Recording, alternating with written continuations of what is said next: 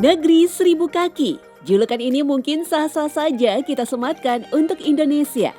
Ya, tak terbilang betapa banyaknya olahan dari kaki hewan yang menghiasi rumah makan sampai dapur pribadi. Dari kaki sapi, kambing, bahkan sampai ceker ayam. Semua ada di sini. Sebenarnya, dari mana kebiasaan mengolah kaki ini berasal? Padahal konon kaki sapi ataupun kambing sering dijadikan ritual tertentu. Secret Story mengungkap rahasia di balik cerita.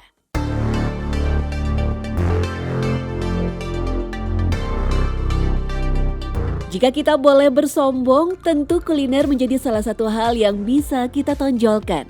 Tak mengenal habis manis sepah dibuang, nyaris semua bahan masakan bisa dimanfaatkan di setiap menu Nusantara. Salah satunya adalah kaki sapi. Menyebut kaki sapi, olahan yang paling khas tentu gulai tunjang. Menu dari rumah makan Padang ini nyaris selalu tersedia di piring sajian. Uniknya, menurut Afrizal selaku pemilik restoran Padang, semua itu berawal dari ketidaksengajaan.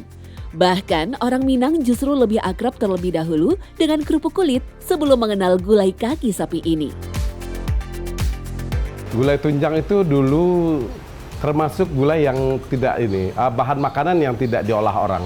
Karena dulu zaman dulu orang masak sapi atau kerbau itu hanya kulitnya dibikin kerupuk kulit, terus kakinya itu dibuang biasanya, kecuali yang tulang-tulang buat sop, dan mereka bikin buat sop. Nah, lama-kelamaan orang mencoba mengolah, karena orang Minang cinta dengan santan, jadi dicoba mengolah tunjang itu menjadi gulai. Waktu saya masih kecil aja masih banyak orang yang nggak suka, yang aneh dengan tunjang, karena rasanya yang aneh dan ini gitu ya, dan pengolahannya yang sulit membuat orang tidak familiar dengan tunjang. Buat Afrizal, gulai tunjang sendiri seolah menjadi penggambaran dari ungkapan masyarakat Minang. Nan lurui katangkai sapu, nan bungkua katangkai bajak, nan kacia kapasak suntiang, abunyo kapupua padi. Artinya, di dalam ajaran adat, tak ada satupun bahan yang tidak berguna, termasuk kaki sapi. Seiring menjamurnya rumah makan Padang, menu itu kini punya penggemarnya tersendiri. Nah, dengan boomingnya rumah makan Padang, dengan banyaknya orang jual gulai tunjang di rumah makan Padang, akhirnya tunjang itu menjadi makanan yang sudah umum di ranah Minang gitu. Untuk mengolah kaki sapi ini memang perlu trik khusus dan juga kesabaran. Selain harus bersih bulunya, perebusan menjadi faktor yang sangat vital ketika memasak tunjang.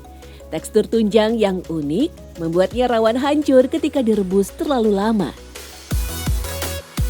Jadi memasak tunjang itu harus tahu kapan dia harus diangkat. Kita harus rajin ngeceknya. Karena apalagi kalau kita pakai presto ya, kalau pakai presto terlambat dikit aja dia hancur.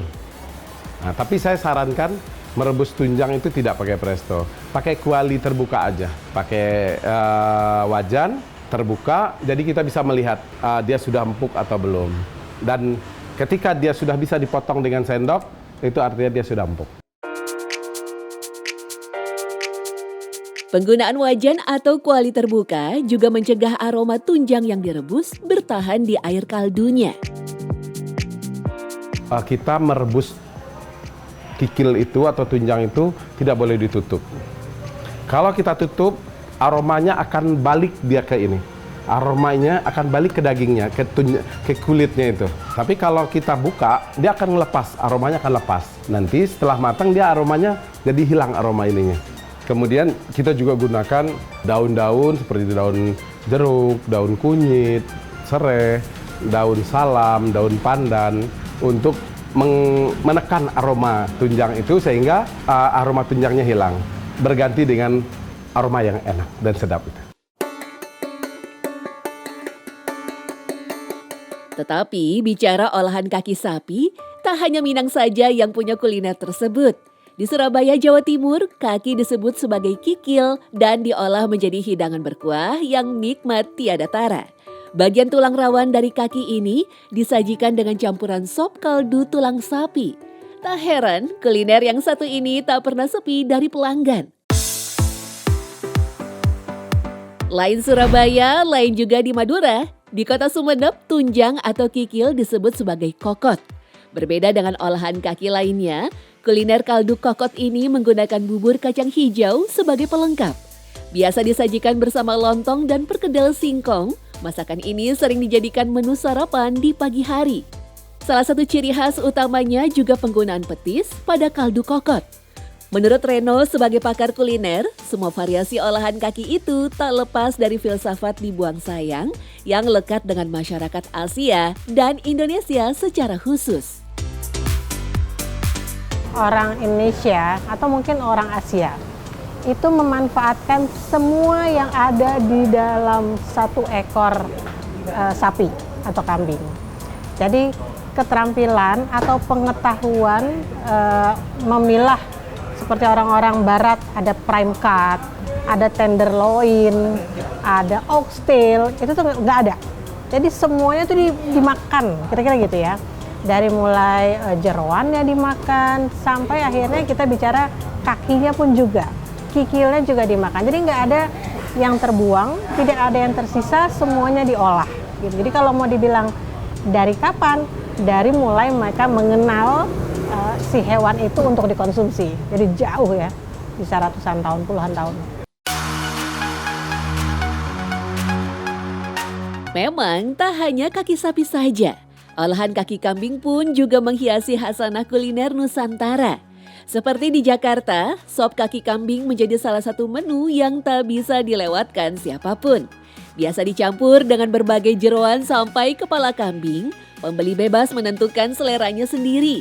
Setelah memilih, mangkuk berisi daging dan jeroan kambing langsung disiram dengan kuah kental nan wangi. Sebagai pamungkas, potongan tomat dan daun bawang segar, emping dan sedikit bumbu seperti merica dan garam masuk ke mangkuk.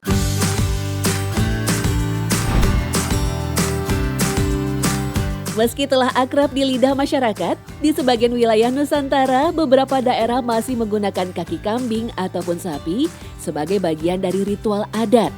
Di Desa Wonosari Ngawi, kepala kambing dan 4 kakinya ditanam di titik perempatan desa untuk tujuan menolak bala. Di acara Labuhan Ageng Wonogiri, masyarakat melarung kepala, ekor dan juga kaki sapi ke Laut Selatan menjelang pergantian tahun Islam. Tradisi yang dilakukan di Pantai Sembukan ini ditujukan untuk memberikan keselamatan dan keberkahan bagi masyarakat Wonogiri. Kepala sapi dianggap sebagai simbol pencarian, kaki menggambarkan perjalanan hidup, dan ekor sebagai hasil yang didapatkan. Terlepas dari semua ritual tersebut, kaki terbukti telah menjadi olahan lezat yang telah mendapatkan hati dari para penggemarnya. Menurut Reno, sensasi menyantap kaki tak akan bisa ditemukan dari bagian daging manapun. Enak daging sama enak kikil akan beda. Mereka akan bilang bahwa ketika menggigit yang chewy itu, ketika menggigit yang agak kenyal itu justru menyenangkan daripada yang gigit daging dengan serat-seratnya gitu. Jadi enak itu balik lagi, enak itu relatif. Karena ada daerah-daerah yang makan koyor, urat yang lebih keras, tapi buat mereka ya itu sensasinya gitu, itu yang menyenangkan gitu. Tak hanya lezat, olahan kaki ternyata punya kandungan nutrisi yang baik jika dikonsumsi. Kaki sapi ini sebenarnya terdiri dari lapisan lemak gitu. Dia juga mengandung protein sama seperti daging, tapi dia juga mengandung kolagen, selenium, purin, dan kolesterol. Kolagen sendiri dalam beberapa catatan disebut sangat berguna untuk melembabkan dan menghaluskan kulit. Selain itu, selenium yang punya sifat antioksidan kuat mampu mengurangi peradangan dan melindungi sel-sel tubuh manusia. Meski begitu, Farah juga menyebut tidak semua orang bisa bebas menyantap olahan kaki ini. Pasalnya, dalam kondisi tertentu, kandungan kaki justru bisa membuat beberapa penyakit kambuh dengan seketika. Misalnya orang dengan riwayat penyakit asam urat dan kolesterol, sebaiknya dia membatasi. Kenapa? Karena tadi kita tahu ya, kita sadari bahwa ada kandungan purin dan kolesterolnya tinggi gitu. Ketika dia mengkonsumsi itu terlalu banyak dan berlebihan, nggak usah jangka panjang, jangka pendek aja pasti sudah beresiko tinggi gitu ya untuk terjadinya kambuhnya penyakitnya dia.